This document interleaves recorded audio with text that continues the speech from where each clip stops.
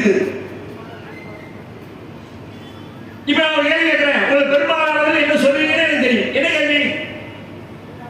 வக்ஃபு சொத்து எவ்வளவு இருக்கு? எல்லாம் தேவை இருக்கும். ரயில்வேக்கு பிறகு, பாதுகாப்புத்துறைக்கு பிறகு இந்தியாவிலே மிகப்பெரிய சொத்து. இது யாரு சொன்னா? முஸ்லிம் நம்மளே சொல்றோம். நானே சொன்னதான், நானே சொன்னதான், இல்ல இருக்கல. இவ்வளவு பெரிய சொத்து தெரியுமா? நம்முடைய முன்னோர்கள் எவ்வளவு தர்மம் செய்திருக்கிறார்கள், அள்ளி கொடுத்திருக்கிறார்கள். இவ்வளவு பெரிய சொத்தை அவர்கள் ஆணை கொடுப்பார்கள், விடலாமா? ஆனா கொஞ்சம் அப்படி கண்ணை திறந்து பார்த்தா, அடே எல்லாம் பச்சை புழுகா இருக்குது.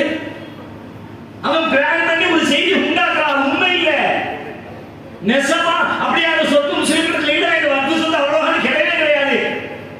வேணுமே அவர் சைக்காலஜி செட் பண்றான். ஒரு உணவு என்ன உணவு தெரியுமா? ஒருத்தர் அட்டாக் பண்றதுக்கு முன்னாடி அவனை அட்டாக் பண்றது நியாயமா, அட்டாக் பண்றதுக்கு எல்லாரும் தெரிந்து போகணும் என்கிற உணர்வை ஊட்டுவது முக்கியம். அந்த என்ன இல்லையா?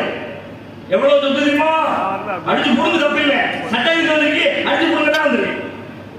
இப்ப வக்ஃபு திட்டத்தில் என்ன எல்லாத்தையும் முடிவு போறது வெளியான அதுக்கான வழிகளை வாய்ப்புகள் எல்லாத்தையும் போட்டு பிளான் போட்டு அதுக்குதான் சட்டம் வந்திருக்கு. இந்த சட்டத்தை செயல்படுத்தணும்னா செயல்படுத்தல அதை நம்ம எப்படி நம்பணும்? ஓகேடா, வாய்ப்பாளர் நிறைய வச்சிருக்காங்க, எல்லாம் நம்ம சொத்து தான், அதான் அடிச்சு கொடுக்கிற தப்பே கிடையாது. அப்படி ஊருக்கு ஊர் பள்ளிவாசல் ஜெய ஸ்ரீராம் வந்து காவிப்படியை நட்டி வைக்கிறதுக்கு அவன் வரணும்னா அதுக்கு ஒரு உளவியல் தேவை.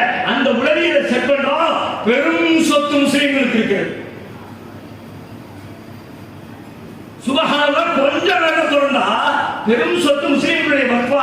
சரி, அப்ப முஸ்லிம் அல்லாத இந்து சமயத்துக்கு, கிறிஸ்தவ சமுதாயத்துக்கு, ஆன்மீக ரீதியாக இந்த மாதிரி அமைப்புகளுக்கு என்னென்ன சொத்து இருக்குது அப்படின்னு லைட்டா கண்ணை தொடர்ந்தோம்னா நமக்கு கண்ணை கெட்டுது. பாராளுமன்றத்தில் சொல்ற கிரண் ரிஜிஜு சிறுபான்மை நலத்துறை விவகாரத்துறை அமைச்சர் பேசுற 9